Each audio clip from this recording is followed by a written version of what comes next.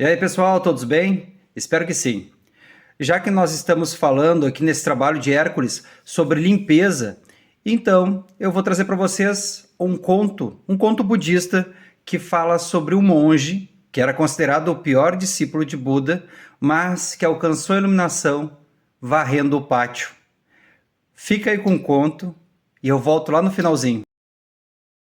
Olá! Sabe aquela lenda chinesa da grama do boi, que dizem que atrapalha a memória?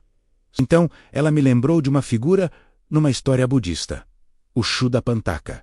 Ele era famoso justamente por ter uma dificuldade enorme para memorizar qualquer coisa. É uma história que se passa na Índia, uns 2.500 anos atrás, e tem esses dois irmãos. O Mahapantaka, que era o irmão mais velho, um monge super inteligente, memória incrível, e o Shuddhapantaka, o mais novo. Ele era sempre motivo de piada por ser lento, esquecido. A ideia é mergulhar na narrativa do Shuddhapantaka e ver que lições podemos aprender sobre perseverança, sobre o que é sabedoria de verdade, e caminhos que a gente nem imagina para a compreensão. Vamos começar conhecendo a diferença entre eles no dia a dia. O Mahapantaka era respeitado pela inteligência. Já o Shuddhapantaka, ele sofria para aprender o básico do básico. Ele não conseguia guardar nem as ideias mais simples. E o irmão mais velho, o Mahapantaka, ficava bem impaciente por causa disso. Mas ele havia feito uma promessa para o pai no leito de morte. Sempre cuidaria do irmão mais novo. Então, por causa da promessa, ele levou o irmão junto quando decidiu seguir o Buda, mas no monastério, as coisas ficaram mais difíceis para o Shuddhapantaka. Ele não conseguia decorar as regras nem os versos mais curtos que fossem. Por causa disso, os outros monges foram ficando impacientes. Tinham vergonha de ter alguém tão tolo aprendendo junto com eles. Como se por causa desta proximidade, eles pudessem ser considerados tolos também. Eles começaram a pressionar para que Shuddhapantaka fosse expulso. Depois de muita insistência, Mahapantaka fez um acordo com os outros monges. Pediu que eles lhe dessem um tempo para ensinar Shuddhapantaka. Se ele não mostrasse nenhum progresso, ele mesmo pediria para que o irmão fosse embora. E isso levou ao momento crítico. O Mahapantaka tentou ensinar um verso simples para Shuddhapantaka. Não fazer o mal, não maltratar os seres, era um verso básico de conduta, mas na hora de mostrar o que aprendeu em público, foi um fracasso completo na frente de todo mundo. E Mahapantaka, se sentindo obrigado pelo acordo e pela situação, expulsou o próprio irmão. Shuddhapantaka ficou arrasado, chorando ali, fora do monastério, se sentindo culpado por ser um tolo. Ele queria ser inteligente, como os outros monges. Foi assim que ele foi encontrado pelo próprio Buda.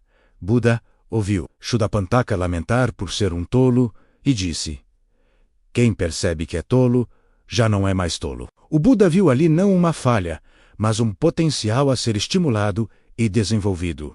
A autoconsciência do Shuddhapantaka, o fato dele saber da própria dificuldade, era um sinal de que ele não era um caso perdido. Pois o primeiro passo para aprender é saber que não sabe. Ter consciência da ignorância é o ponto de partida para o início do aprendizado. Buda deu a Shuddhapantaka uma tarefa muito simples: varrer o chão do monastério. E enquanto varria, repetir sem parar uma frase: "Varra a poeira, remova a sujeira." No original, é Sausen to go. E o Shuddhapantaka se agarrou a essa tarefa com uma dedicação impressionante. Todo santo dia, varrendo e repetindo. Varrendo e repetindo. E foi nessa repetição, nesse foco total na tarefa simples, que a mente dele começou a despertar.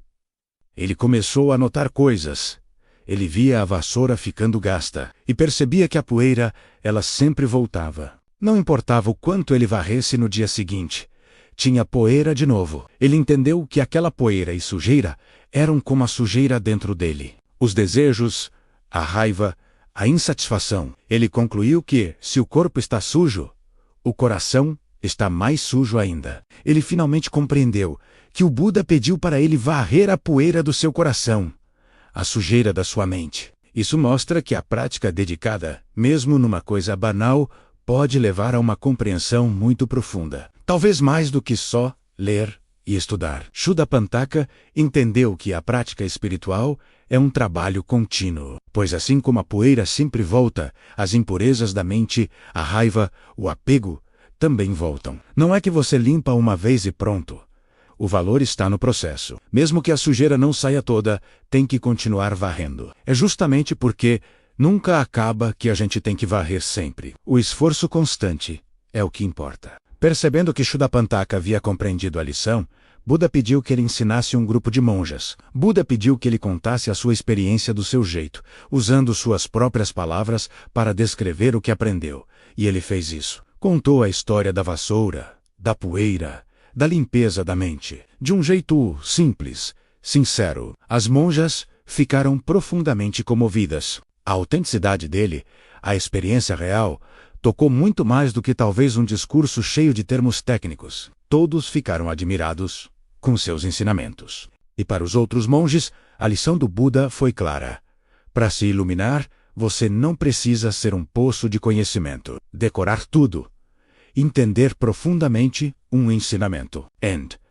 Resumindo-se a jornada toda, a mensagem principal parece ser que a sabedoria de verdade não vem só do intelecto, da memória afiada. Ela pode nascer da prática dedicada, daquele insight que vem de uma coisa simples. E então, o tolo vira um sábio. Essa história nos faz refletir sobre qual é a nossa poeira do dia a dia. Qual é a coisa que precisamos limpar, varrer, mesmo sabendo que vai voltar amanhã? E se a gente fizesse essa varrição com atenção, que tipo de compreensão inesperada poderia surgir na nossa vida? Pense nisso. Fique bem. Fique com Deus!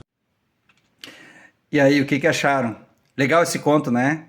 Dá para tirar um bom aprendizado aí.